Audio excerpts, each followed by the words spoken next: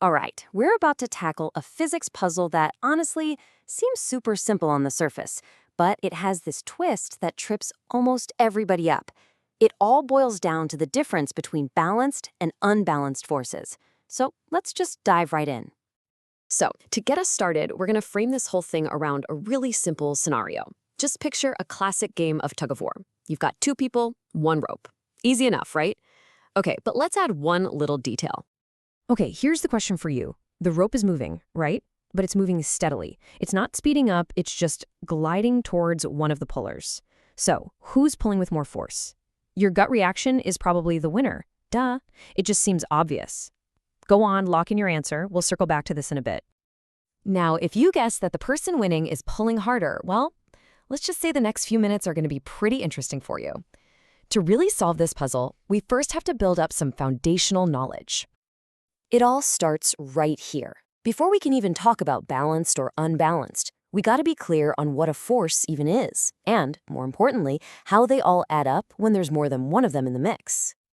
At its most basic level, a force is just that simple. It's a push or a pull. When you kick a soccer ball, that's a force. When gravity yanks an apple down from a tree, yep, that's a force too. They're basically the engine of all action in the universe. But here's the thing. In the real world, objects almost never feel just one force. That's where this crucial idea of net force comes in. Think of it like the grand total, the final result after you add up all the individual pushes and pulls acting on something. The net force is what really truly matters for an object's motion. And adding them up can be pretty straightforward. You know, if you and a friend are both pushing a car in the same direction, your forces team up. They combine to create a much bigger, more powerful net force. Simple addition. But what happens if you're pushing on opposite sides of that car? Well, now you're working against each other. The forces subtract. And if you're both pushing with the exact same strength, those forces can completely cancel each other out. And this idea of cancellation, it's everything. Which brings us right to our first big concept. What happens when all the forces on an object do, in fact, cancel each other out perfectly? Well, welcome to the world of balanced forces. This is the fundamental rule of the game. Sir Isaac Newton's first law of motion. It's sometimes called the law of inertia. And what it's really saying is that objects are kind of lazy. They just want to keep doing whatever they're already doing, unless some outside net force, an unbalanced force, makes them change. So here's the absolute key takeaway. When forces are balanced, the net force is zero, period. And if the net force is zero, there is no acceleration. That means no speeding up, no slowing down, and no changing direction. The motion stays exactly the same. And this right here, this is the trap. This is what gets everybody. No change in motion doesn't just mean the object is sitting still. I mean, it can be, sure, like a book on a table, but it can also mean the object is moving along at a perfectly steady, constant speed. This is the big idea that's going to unlock our whole tug-of-war puzzle. Take a look at this diagram. See how the dots representing the car are all evenly spaced? That's the visual signature of constant velocity. And if the velocity isn't changing, we know for a fact that the forces on it must be balanced. We can also see this on a graph. A velocity versus time graph for something moving at a constant speed is just a perfectly flat, horizontal line. A flat line has zero slope, and zero slope means zero acceleration, which means, you guessed it, zero net force. Okay, so that's the calm, predictable world of balance. But what happens when the forces don't cancel out? Well, this is where things get interesting. This is where the action is. When there's a clear winner in that push and pull battle of forces, you get a net force that is not zero.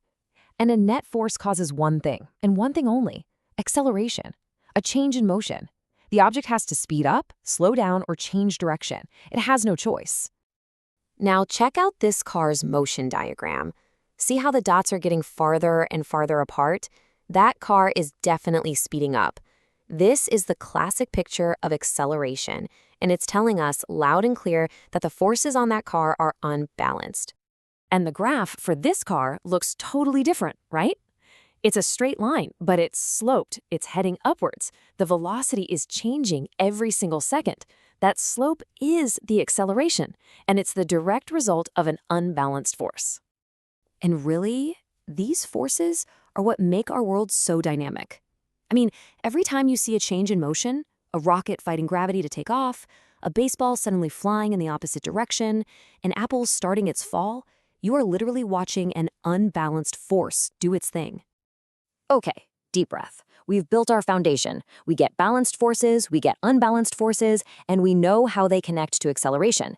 It is time to go back to our tug-of-war puzzle and finally solve it. Let's zero in on that key phrase one last time. The rope is moving at a constant speed. Now, based on everything we've just gone over, what does a constant speed tell you about an object's acceleration? The logic is actually pretty simple once you lay it out. If the speed is constant, that means the acceleration is zero. And if the acceleration is zero, Newton's first law demands that the net force on that rope must also be zero. And there it is, the big reveal. The surprising truth. The forces are balanced.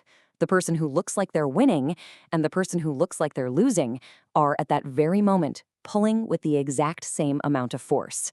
How crazy is that? Even though the rope is moving, its state of motion isn't changing, so the forces have to be equal. So, why does this matter? Why is this counterintuitive little puzzle so important? Well, because it totally changes how you see the world of motion all around you.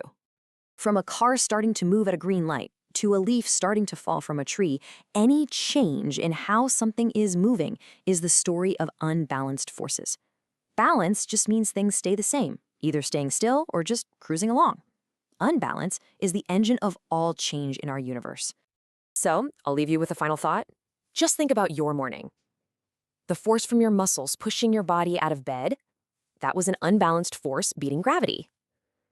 Lifting your coffee cup up to your mouth, unbalanced force. So what unbalanced force got your day started?